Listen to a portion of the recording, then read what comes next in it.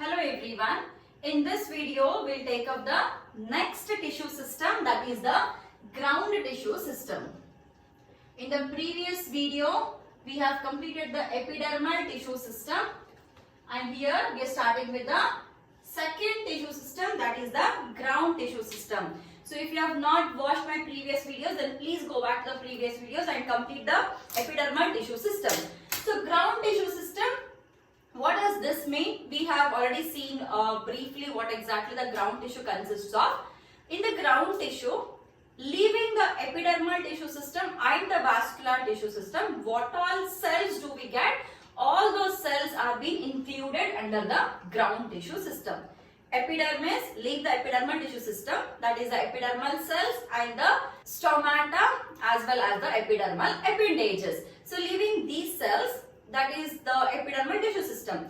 And then vascular tissue system. Vascular tissue system, it consists of the xylem, phloem and the cambium. So leaving these vascular tissue system cells and the epidermal tissue system cells, whatever is remaining in between, everything is under the ground tissue system. And this ground tissue system, this is mainly made up of three types of cells, that is parenchymatous or parenchyma, collenchyma and the sclerenchyma cells. So where are these cells present, or which parts are actually under the ground tissue system? The parts of the ground tissue system are, the first one is the cortex region. In the cortex region, what all comes? In the cortex, it is the hypodermis. The cortex region, it starts from the hypodermis, and from the hypodermis, next is the general cortex. General cortex. After the general cortex, the innermost layer of the cortex, that is the endodermis. Endodermis. So in the cortex, we have hypodermis, general cortex and the endodermis. Then the next region is the pericycle. Pericycle. After the pericycle, what is present? After the pericycle, it is the pith. Pith is present. So pith, we shall also consider one more area in the pith. So that is the medullary area or medullary cells. Pith cells and the medullary cells. Coming to the cortex region. In the cortex region, here hypodermis, this is usually collenchymatous in nature. We see distinct hypodermis only in the stem, and that hypodermis is made up of collenchyma, isn't it? So collenchyma cells, mostly, okay, collenchyma cells. And general cortex is usually made up of parenchyma. Parenchyma with this intercellular spaces or without the intercellular spaces. Then endodermis, these are again specialized parenchyma cells. Okay, endodermis, these are specialized parenchyma cells. Coming to the pericycle region. Pericycle region, it can be parenchymatous. Pericycle region, it can be parenchymatous, or otherwise it can be sclerenchymatous.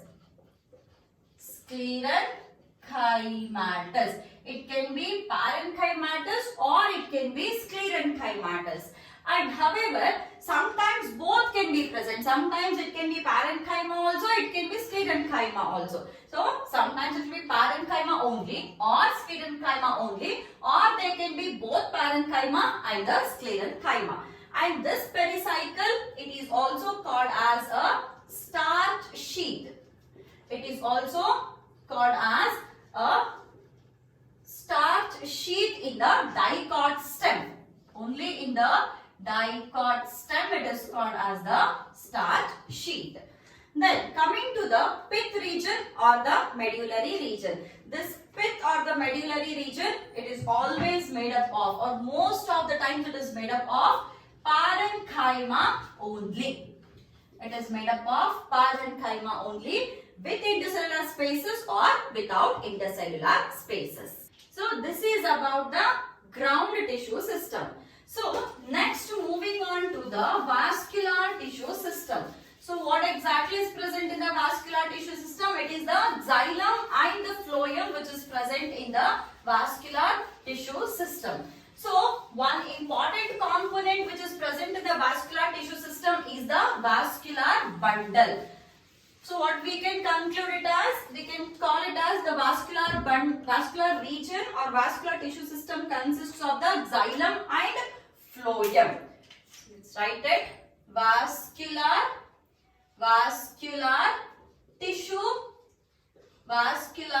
tissue system. So this vascular tissue, it mainly consists of xylem and phloem. So a patch of xylem and phloem together, a single patch of xylem and phloem together is called as the vascular bundle. It is called as vascular bundle. What does the vascular bundle consist of? A vascular bundle, it consists of a patch of xylem and a patch of the phloem. Depending upon the relative positions of the xylem and phloem, okay, so this is xylem and this is phloem I have written here. So based on the position of the xylem and the phloem in a vascular bundle, the vascular bundles are being differentiated into three types. Let me repeat it again. Vascular bundles based on the relative positions, based on relative positions of xylem and phloem. The vascular bundles are of three types. First type of the vascular bundle is called as a radial vascular bundle, and this radial vascular bundle is usually seen in the roots. So what does this radial vascular bundle means? See, let's imagine this is a vascular bundle.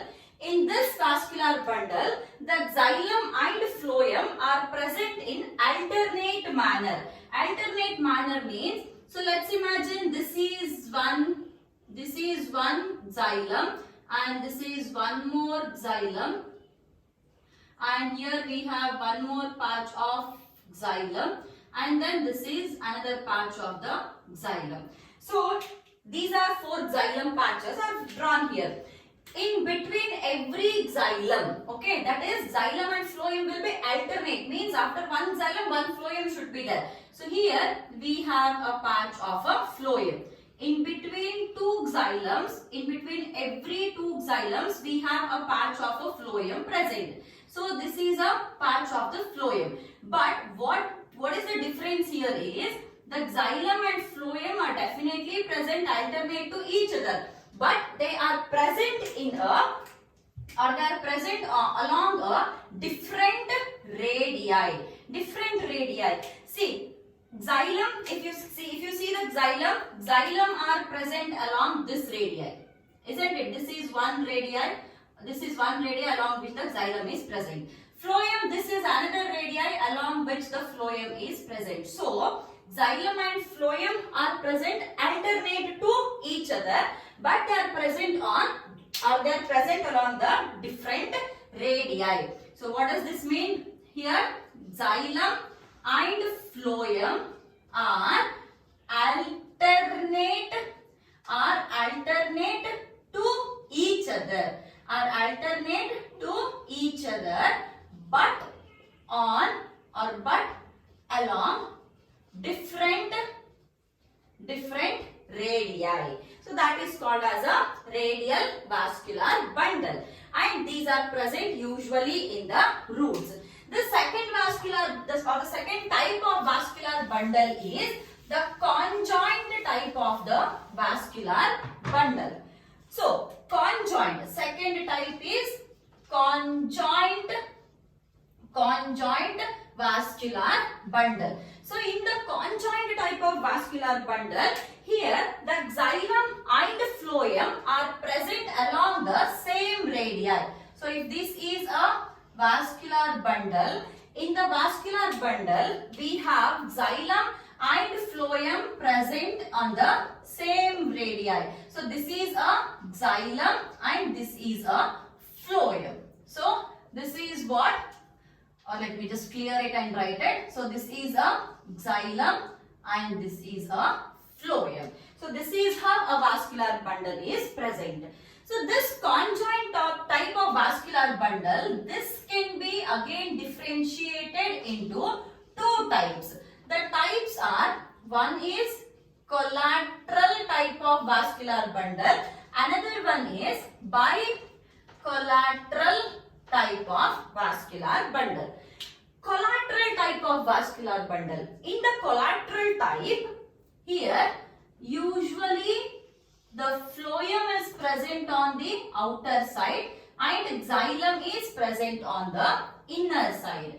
So if you just take a section like this, and this is the pith area, then here is the phloem on the outer side and here is the xylem on the inner side. So if the xylem is on the inner side and the phloem on the outer side, then it is called as the collateral type of vascular bundle.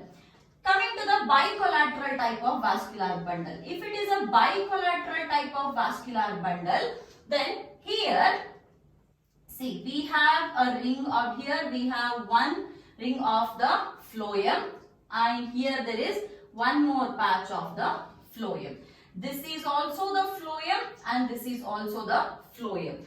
And what is this now? So this is the cambium present. So before going to this bicollateral, let me take up the two more types of the collateral vascular bundles. Then you can understand the bicollateral easily.